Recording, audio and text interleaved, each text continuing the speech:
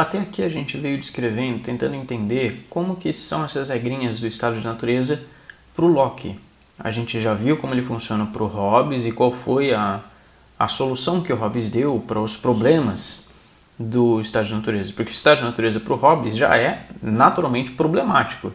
É aquele estado belicoso, da guerra de todos contra todos, do conflito, da constante iminência do conflito de todos contra todos, porque todos nós somos movidos, né, pelas nossas vontades, pelos nossos desejos, que são de se aproximar do que é bom ou se afastar do que é ruim, bom ou ruim, equivalendo ao nosso prazer ou desprazer, o que nos agrada ou o que nos desagrada, com base, ou esses nossos movimentos são levados por forças sempre externas a nós, enfim, esse é o negócio do Hobbes.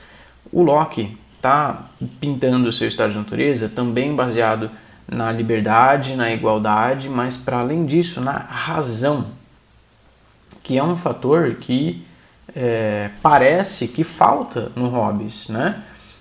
Porque estão todos atentando sempre um contra o outro por causa dessa falta da razão que vai estabelecer as bases de convivência pacífica entre as pessoas. É a razão que vai ajudar cada um a distinguir no outro os mesmos direitos que o próprio detém, não é? E tudo isso conflui ou é determinado também por aquela lei de natureza de autopreservação, que o Hobbes também considera. Essa lei de natureza de autopreservação, inclusive, é por essa mesma lei de natureza de autopreservação que esses seres humanos eles vão abdicar do seu direito de natureza, por causa da lei de natureza. O direito de natureza é aquele direito que todos detêm de possuir todas as coisas, que também se manifesta no Locke. Todas as pessoas elas têm igual direito de propriedade sobre a natureza, que foi concedida por Deus para usufruto de toda a humanidade, não é? Só que com o devido uso da razão, que a gente já tem falado até aqui.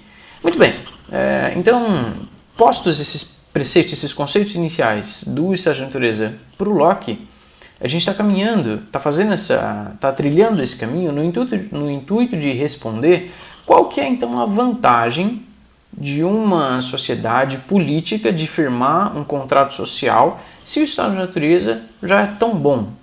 Esse estado de natureza é determinado, ele é caracterizado mesmo pela liberdade, pela igualdade e pela razão. Gente, qual que é o problema dessa sociedade? Qual que é o problema desse estado de natureza que deve ser solucionado ou superado?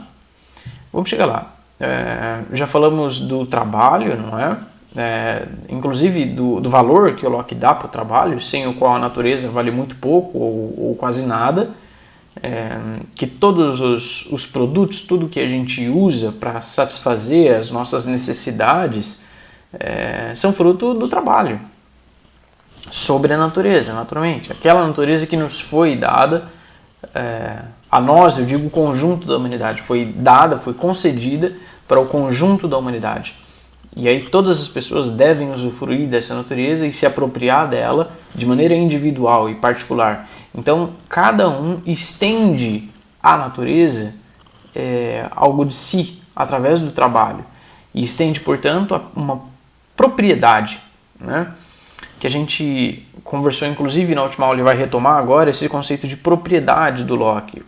Ele está falando principalmente da propriedade de si. Esse direito natural de que todos dispõem de guiar a sua própria vida, de fazer o que bem entender com a liberdade que ele dispõe em igualdade com todos os demais através da razão. Essa razão que ele também detém em igualdade com todas as demais pessoas, não é?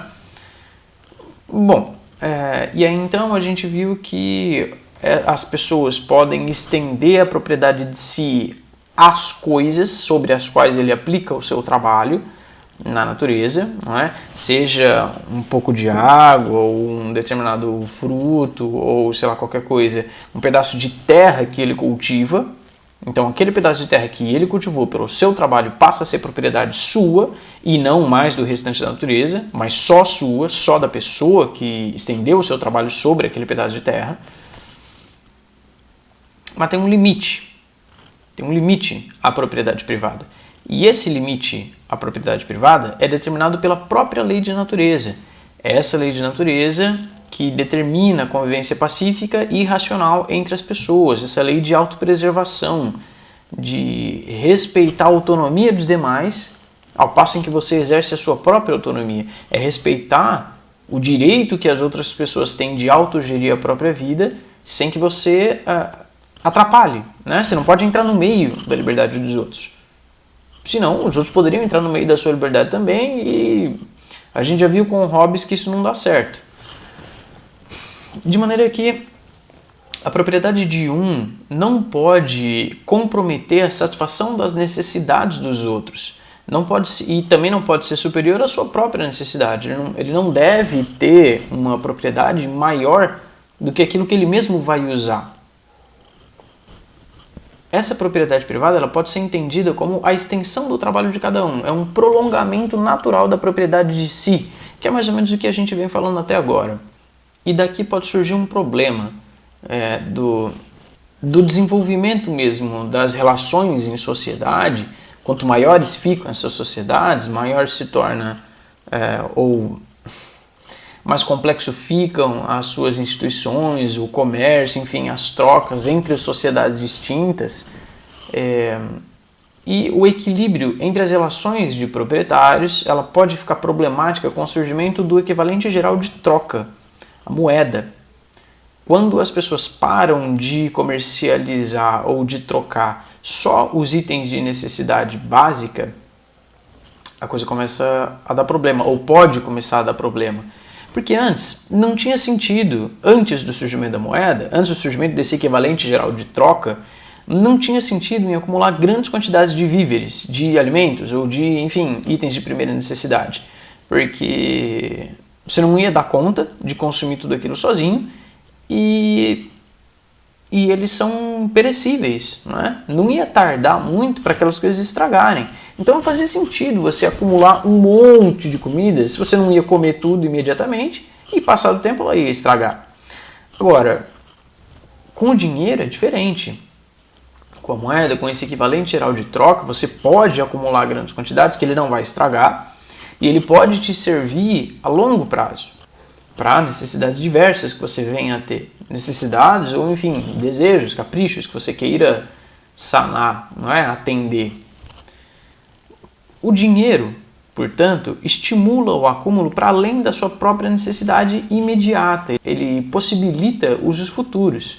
Por isso, aumentam as desigualdades nas proporções das propriedades de cada um.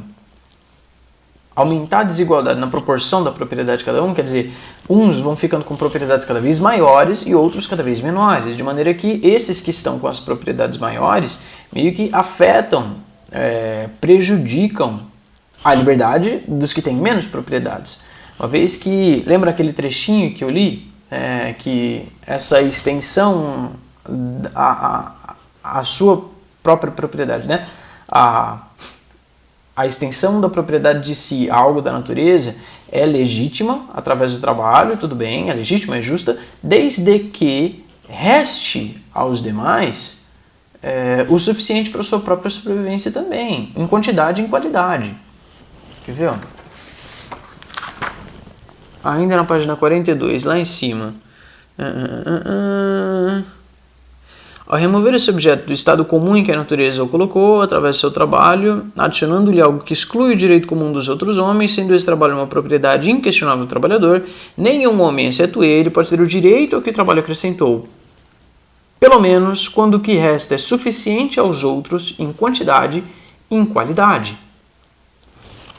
Então, se a propriedade de um está ficando cada vez maior, isso afeta a busca pela satisfação das necessidades dos demais.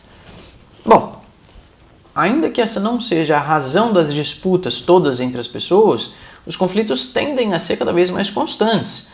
Aí a gente vai caminhando para um estado de natureza parecido com o do Hobbes, da iminência do conflito de todos contra todos. E aí a gente torna a se aproximar, ou começa a se aproximar da pergunta-chave dessa especulação toda. Se as pessoas viviam em liberdade no estado de natureza, por que assinar o contrato social? É essa a pergunta que eu espero que vocês possam me responder ao final dessa aula. Por que estabelecer uma sociedade política? Uma vez que o estado de natureza do Locke era muito diferente do Hobbes. Para ele, o estado de natureza ele é caracterizado pela igualdade, pela liberdade e pela razão. Então, a harmonia e o pacifismo são marcas dessa vida natural, por causa da lei de natureza de autopreservação, da sua própria propriedade e da dos demais, uma vez que são todos iguais, não é? O primeiro princípio desse estado de natureza que eu tenho falado é a igualdade. Então, se você tem direito sobre todas as coisas, todos os outros também têm. E é a razão que vai garantir esse respeito ao direito do outro. Porque se você respeita o direito do outro, o outro igualmente vai respeitar o seu. Então, está garantida esse princípio de paz e harmonia, né? Então, qual que é o problema? Acontece que, no estado de natureza, a lei de natureza, essa que preserva cada um a propriedade de si e a dos demais, ela pode ser e acaba sendo frequentemente infringida. Porque nem sempre as pessoas agem pela justa razão. Elas podem ser movidas, elas podem ser levadas por vícios ou paixões, por interesses que levam cada uma dessas pessoas que são movidas por desejos e paixões a atentar contra a autonomia e a liberdade dos demais, contra a liberdade e a propriedade das outras pessoas. E isso atenta, portanto, contra a lei da natureza. E mesmo que isso ainda não leve àquele estado de natureza do Hobbes, de constante conflito latente, da constante possibilidade da guerra generalizada de todos contra todos, essas violações ao direito de natureza, elas passariam a ser cada vez mais comuns, tanto quanto maiores fossem as propriedades de um determinado indivíduo sobre os demais, que é o que a gente acabou de expor, né, sobre esses limites da propriedade privada e por que eles podem ser problemáticos. E tem ainda mais um agravante, que no estado de natureza, todas as pessoas têm a responsabilidade de conservar a liberdade coletiva, de modo que elas podem e devem punir os transgressores da lei de natureza, uma vez que esse criminoso afronta todo o conjunto da humanidade, que a gente falou também na aula passada. E é comum, ou é pelo menos plausível, é fácil de se entender, é fácil de se perceber, de se considerar que possa haver uma desproporção da punição em face do crime. Essa justiça social, né? Essa justiça feita com as próprias mãos da sociedade com relação a esse criminoso, a esse infrator, tende a ser desproporcional ao crime que ele mesmo cometeu. Porque todas essas pessoas que são responsáveis pela execução da justiça social, elas também são providas de afetos, preferências pessoais e de interesses específicos, de modo que essas pessoas têm também a sua plena faculdade racional afetada por esses desvios.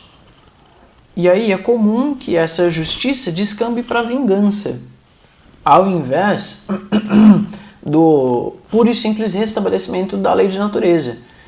E essa vingança gera mais vingança, de maneira que essas disputas iam continuar indefinidamente ao invés de cessar. Então essa justiça social tende a ser problemática. Por isso o estado de natureza, mesmo que tenha tendências pacíficas para o seu bom funcionamento, viria a sofrer desses males frequentes, dessas inconveniências consideráveis, o que denota a necessidade, o que escancara a necessidade de um acordo entre os indivíduos, o contrato social, um combinado generalizado com o consentimento de todas as pessoas que fundaria a sociedade política. Esse contrato social não se coloca contra o estado de natureza, pelo contrário, ele busca garantir o estado de natureza, as liberdades naturais que provêm do estado de natureza.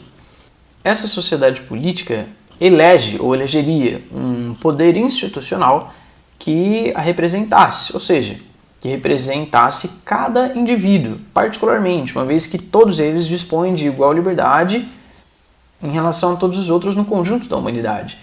Esse poder institucionalizado tem a função de preservar os direitos naturais de cada um, afastando as inconveniências do estado de natureza, estabelecendo medidas racionais com teor preventivo e punitivo contra os transgressores dos direitos naturais.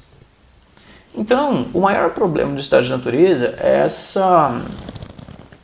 a maneira pela qual as pessoas viriam a punir os transgressores.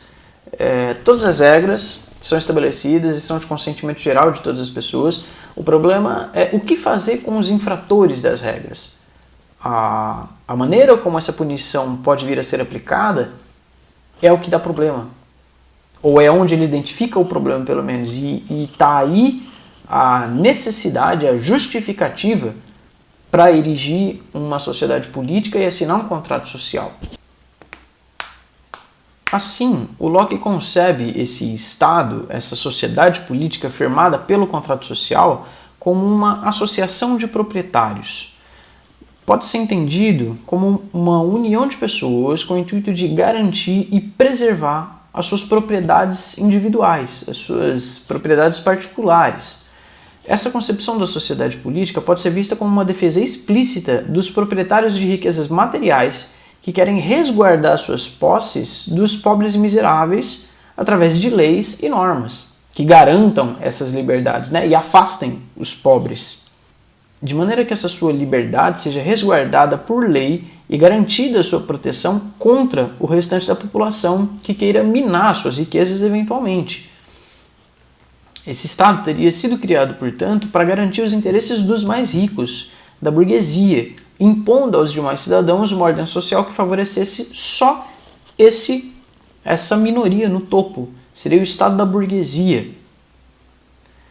Mas não foi bem isso que Locke quis dizer. Quando ele fala da sociedade como uma associação de proprietários, a gente tem que ter em mente, tem que retomar aquele conceito de propriedade abordado na última aula, que a gente até já falou nessa ainda, do sujeito como proprietário de si, como coproprietário, juntamente com todos os demais, sobre todo o conjunto da natureza, mas proprietário em particular daquele pedaço em particular da natureza que ele vem aplicar o seu próprio trabalho.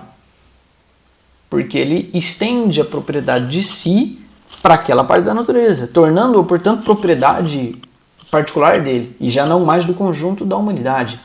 O Locke fala desse direito natural que todas as pessoas têm de liberdade, ou da liberdade de condução das suas próprias pessoas através da razão, que todos têm também em igualdade com todas as demais pessoas, sem interferência de uma autoridade externa, exterior a si, exceto por aquelas hierarquias naturais e temporárias, provisórias, do pai para os filhos, dos adultos com as crianças, porque elas estão então numa fase de minoridade racional, intelectual.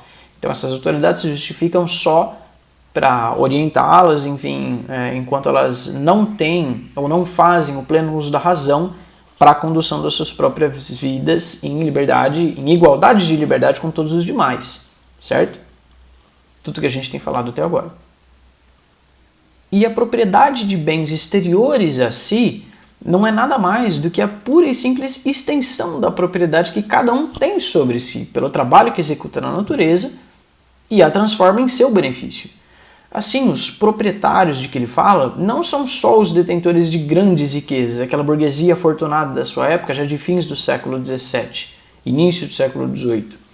Ele está falando dos proprietários das suas próprias pessoas, ou seja, de todas as pessoas que são proprietários de si mesmo, porque dispõem de igualdade e liberdade e razão.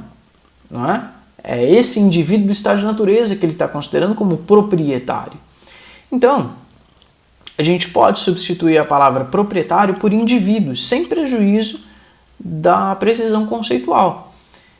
Então, o Estado, para ele, é uma associação de indivíduos. Essa sociedade política tem por objetivo a manutenção das liberdades de que os indivíduos já desfrutavam no estado de natureza. É claro, portanto, que o Estado do Locke tem como foco principal o indivíduo. A legitimidade do poder político só se justifica pelo cumprimento do seu propósito, que é a garantia das liberdades individuais de todas as pessoas. Está aqui a resposta para a pergunta principal que eu pus em relação ao contrato social do Locke. O que justifica o contrato social do Locke? Qual que é a função, qual que é a razão do contrato social do Locke?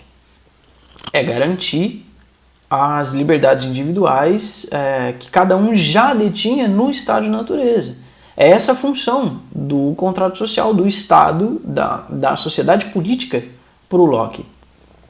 E a legitimidade desse poder político só se justifica pelo cumprimento do seu propósito.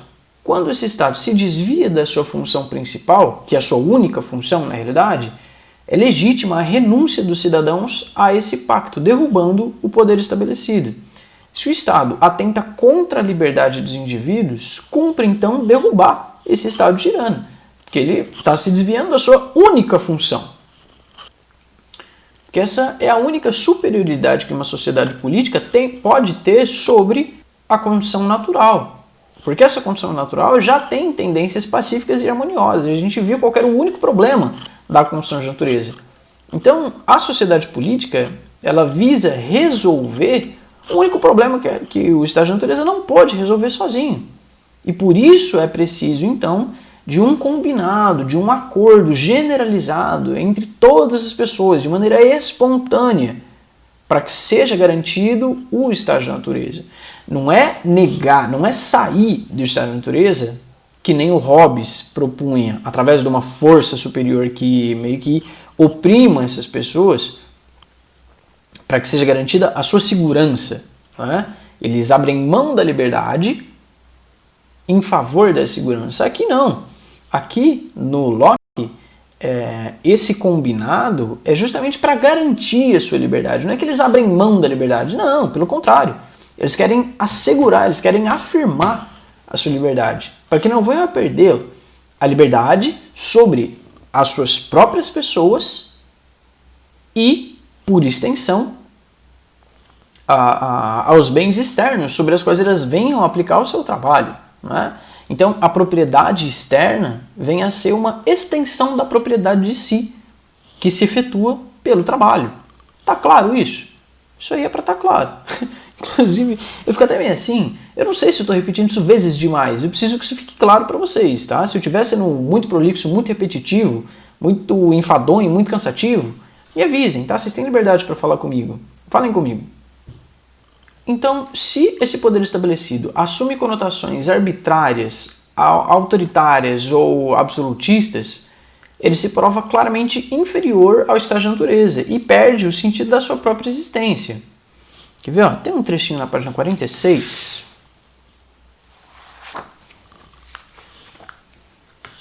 No topo da página 46, é o que abre ela. Dê uma olhada, peguem a apostila de vocês para acompanhar esse trechinho. Nas palavras do próprio Locke, no segundo tratado sobre o governo civil, página 163, para quem quiser consultar na obra original, aí vocês vão na fonte primária do negócio. Sendo ele, o Estado, apenas a fusão dos poderes que cada membro da sociedade delega à pessoa ou à Assembleia que tem a função do legislador, permanece forçosamente circunscrito dentro dos mesmos limites que o poder que essas pessoas detinham no estado de natureza antes de se associarem e a ele renunciarem em prol da comunidade social. Ninguém pode transferir para outra pessoa mais poder do que ele mesmo possui, e ninguém tem um poder arbitrário ou absoluto sobre si mesmo ou sobre qualquer outro para destruir sua própria vida ou privar um terceiro da sua vida ou propriedade. Assim, aí fica claro que o Locke dá preferência ou proeminência ao poder legislativo, que tem a função de elaborar leis que correspondam à salvaguarda das leis naturais, ou seja, a preservação e a manutenção do bem comum. O que é o bem comum? E a liberdade individual, que cada um tem sobre si para gerir e guiar a sua própria vida de maneira racional, né, em liberdade com os demais, em igualdade de liberdade com os demais, através do pleno exercício da razão, certo? É salvaguarda, então, da liberdade. E essa liberdade é a liberdade da propriedade sobre si, que se estende, que é por extensão também a propriedade individual do mundo, das coisas da natureza, através do seu trabalho, tá? E se vocês estiverem reclamando, nossa, tá bom, eu já ouvi, já entendi, então explica isso para mim. Você já pode me explicar isso que eu estou falando? Você consegue replicar isso que eu estou falando para vocês? É esse o meu objetivo aqui, que vocês apreendam esses conceitos para poder replicá-los. Chega no fim dessa aula e pensa, beleza, o que ele estava falando? E por que ele está falando tudo isso? Aí a razão pela qual eu estou falando tudo isso pode ser até uma indagação, um questionamento mais profícuo para vocês buscarem, né? Porque, beleza, vocês entenderam o que eu estou falando, mas por que eu estou falando tudo isso? Para que vocês estão aprendendo isso? Se vocês não encontrarem razão ou sentido nisso que eu estou falando para vocês, então, sabe, eu acho que está na hora de questionar os currículos que a escola passa para vocês. Tem uma razão para vocês aprenderem tudo isso, tá? Vamos chegar lá. Uma das razões mesmo para a gente estudar tudo isso é que o Locke, esse conjunto de conceitos que ele elaborou, veio a inspirar uma série de outros filósofos e pensadores que organizaram a nossa sociedade tal qual ela se nos manifesta hoje. A nossa sociedade política, as nossas leis, as nossas regras, os nossos ideais, muitos deles são inspirados ou eles vêm dos conceitos inaugurados por esse cara. É ele que vai inaugurar o liberalismo político que guia, que informa, que molda tantas das constituições modernas, que a gente segue e tem como base, tem como exemplo, tem como modelo das regras sociais a serem seguidas para salvaguarda da liberdade, da propriedade, da igualdade entre as pessoas, certo? Tudo isso começa a ganhar mais força em bases institucionais mesmo, com teorias escritas, certo? Formalizadas com esse cara, com o Locke. Ele também teve esses preceitos emprestados às palavras de ordem de movimentos independentistas e libertários posteriores ao seu próprio tempo de atuação, nesses séculos 17 e 18. Ele morreu no comecinho do século XVIII, em 1704. Por exemplo, grandes movimentos liberais, independentistas, libertários, que se apropriaram dessas palavras e desses conceitos do Locke, mais para o fim desse mesmo século XVIII, foram, por exemplo, a independência dos Estados Unidos, em 1776, e a Revolução Francesa, alguns anos depois, em 1789. Todos eles são depositários desses ideais de liberdade e igualdade. Inclusive, o lema mesmo da Revolução Francesa era liberdade, igualdade e fraternidade. Então, está justificado, pelo menos em partes. Eu não quero que vocês simplesmente aceitem essa verdade como um argumento de autoridade. Ah, não, é assim porque eu estou falando que é. Se vocês questionarem a relevância desses conteúdos, perguntem para mim, a gente conversa, a gente pode conversar mais sobre isso. E essa é uma questão que eu considero importante. Então, com isso, a gente termina as nossas elaborações, as nossas elucubrações, a nossa investigação, ou pelo menos esse passeio inicial pela obra do Locke, e a gente segue ainda com outros contratualistas. A gente iniciou esse percurso lá com o Maquiavel, que vai inaugurar, portanto, essa nova forma de fazer política, que já não mais necessariamente visaria o bem comum, mas não perde o bem comum de vista. E aí, então, nessa nova fase da política, é nela que a gente está firmando os nossos passos, tá? Construindo, está somando elementos cada vez mais complexos e presentes mesmo, tá? No nosso dia a dia. Então eles surgem, eles partem com mais força ou com uma elaboração melhor consolidada, melhor escrita, melhor elaborada desse século. O Maquiavel está no século XVI. 1500 e pouco, ele nasceu ainda no século XV. Então ele está ainda na transição da Idade Média para a Idade Moderna. E esses outros contratualistas estão já na Idade Moderna e eles estão lançando as bases para a Idade Contemporânea, que vai se efetivar na Revolução Francesa em 1789, fins do século XVIII. Essa mesma que empresta os conceitos elaborados pelo Locke. Tá? É aí que está a importância desse cara. E é aí que está a importância de vocês entenderem o que ele estava falando. Bom, então é isso. Aquelas orientações de sempre, mas como a gente essa é a nossa terceira videoaula, então tive só outras 2 oportunidades de falar para vocês e torno a salientar, é muito importante que vocês leiam o texto integral da apostila de vocês, assistam essa aula com atenção e façam anotações sobre ela. Façam anotações sobre a aula e sobre o conteúdo da apostila. Ah, mas que anotações eu vou fazer? Escreva o título da aula. Começa por aí. Qual que é o tema central que a gente está falando? Do que a gente está falando? E aquela pergunta que eu fiz um pouquinho atrás, vocês chegam no fim da aula e vocês sabem dizer sobre o que foi falado na aula? Qual que era o assunto da nossa investigação? Que autor a gente está debatendo? Quais são os pressupostos que ele está levantando? Quais são os conceitos que ele está elaborando? Qual que é o sentido dessa coisa toda? O que é estágio da natureza para ele? Quais eram as suas regrinhas? Quais eram as suas limitações? Qual que é a razão de ser do contrato social? Porque tudo isso, eles são contratualistas, né? O que é o contratualismo? O que justifica o contratualismo? Quais são as definições? Quais são as bases sobre as quais se sustentam esses estados de natureza para o Hobbes ou para o Locke? Qual que é a proposta de cada um deles para superar o estado de natureza? E qual que é a necessidade de se superar o estado de natureza? Qual que é o problema que existe em cada um deles? Tá? Façam esses resuminhos, façam essas anotações, façam esses... que isso nada mais é do que um roteiro das aulas, né? Dessas informações que eu tenho tentado passar para vocês, que estão contidas na apostila também. Então, se ainda tiver alguma dúvida, leiam, assistam de novo a aula, leiam a apostila, assistam outros vídeos sobre esses autores, tá? Para dirimir ou esclarecer quaisquer dúvidas que venham a surgir eventualmente. Escrevam para mim e apareçam na aula de Tira Dúvida, na próxima segunda-feira. Tá? Qualquer coisa a gente está sempre aí, tá? Os canais de comunicação existem, basta vocês fazerem uso deles. E, bom, é isso aí. A gente se vê na outra semana, então. Até lá.